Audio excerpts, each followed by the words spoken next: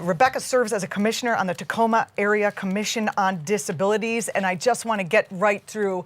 I think one of the things that shows who you are is what you did with the garbage collection around the homeless encampment. You didn't wait until elected officials went and did something. You just got the job done. Can you talk about what was going on and what you did there? Yeah, so last winter, a group that I helped start called Tacoma Housing Now, we did a lot of direct actions. We went into an empty middle school, into an empty hotel, just to get people from homeless camps that we work with more housing. But one of the common complaints as well of people who are homeless, especially in camps, is that the city refuses to provide trash service to them. And so what we did was we took a cue from the Young Lords who did this back in the 70s.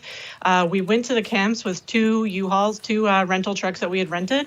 We picked up over 100 bags of trash, mountains and mountains of trash, piled them into the U-Hauls, and then drove to City Hall and dumped it in front of City Hall. And then what do you know, a couple hours later, the city managed to take the trash away. And so it just shows that what is possible when you actually challenge the ruling elite, especially through direct action. And that's what I'm interested in combining. I've been hearing the discussion even on this call and many other calls as well about is electoral politics worth it anymore? And no, it's not the way that we've been doing it where it's solely electoral, but direct action does get the goods. I have seen that personally.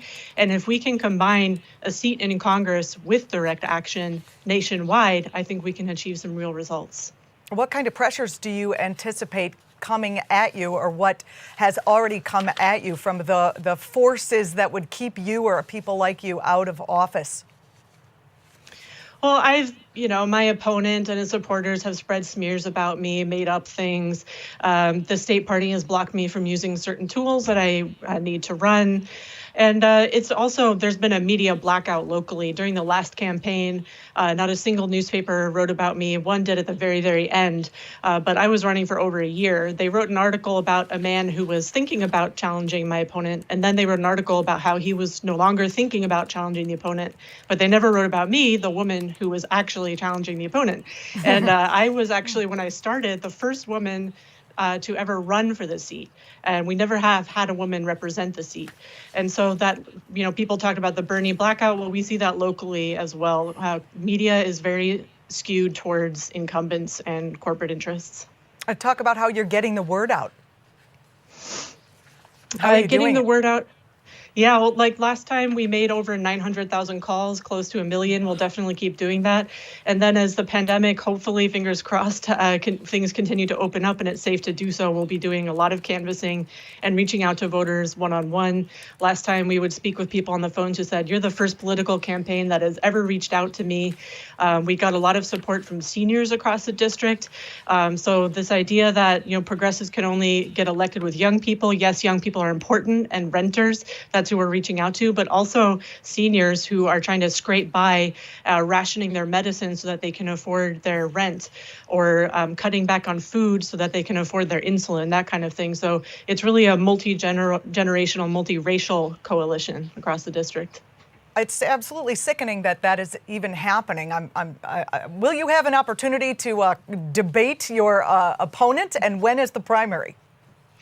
The primary is in August. It's a top two or jungle primary where everybody runs against everybody else. Same system as in California. And I'm not sure if I'll have the opportunity because last time my opponent refused to debate me and didn't even acknowledge the campaign publicly. And so we'll see what happens this time. But we are able to get the word out there and let people know that, hey, this guy, he has been in office for almost 10 years, and he's a Democrat, but GovTrack ranks him the 15th most conservative Democrat in the House. He joined with Republicans to sign a letter calling for Social Security cuts. He opposes Medicare for All and the Green New Deal. And in a district that's been blue for over half a century, there's really no reason for us to be represented by somebody so conservative, especially in a progressive district like this that went for Bernie in 2016, and Bernie came in a very close second to Biden in 2020. So this district is really ready for something new. Well, we are happy to support you here, and I hope everyone watching will go to our site and support you. Go to your site, go to the site that's collecting here. I want to get on to a couple more questions that I have for you. You worked as a substitute teacher, and you have talked a lot on your campaign trail about just how much a person's zip code determines the quality of their education and just how hard teachers work for so little pay. Would you like to make a comment on the state of what's happening both in your district and across the country at this time? Yeah, education is a huge issue. Washington State actually has the most regressive tax system in the entire country because we don't have an income tax.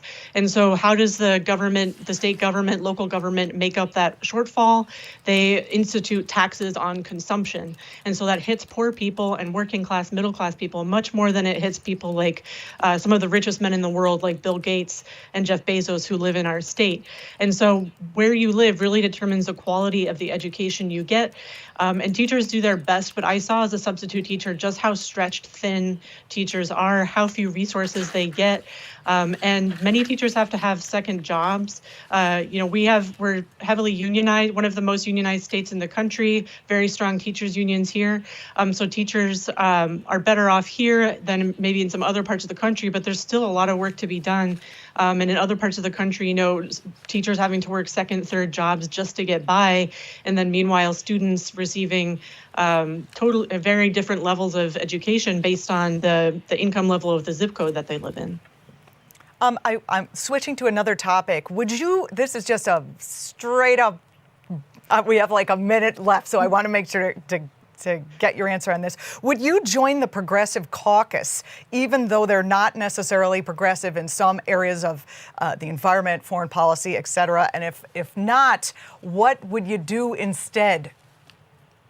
I would be really interested in joining something like what Jason Call has talked about starting. It may be smaller, it probably will be smaller, but a small group of really principled members of Congress who will fight for things like Medicare for All, the Green New Deal, and housing policies that I'm really excited about, but that that we just don't talk about. For example, rent control is possible nationwide, and we have had it in this country before, and we could have it again. And so I would really be interested in putting energy into and joining that kind of a small caucus with other candidates like Jason Call or Stephanie Gallardo, another progressive running here in Washington State, so that we can force the issue.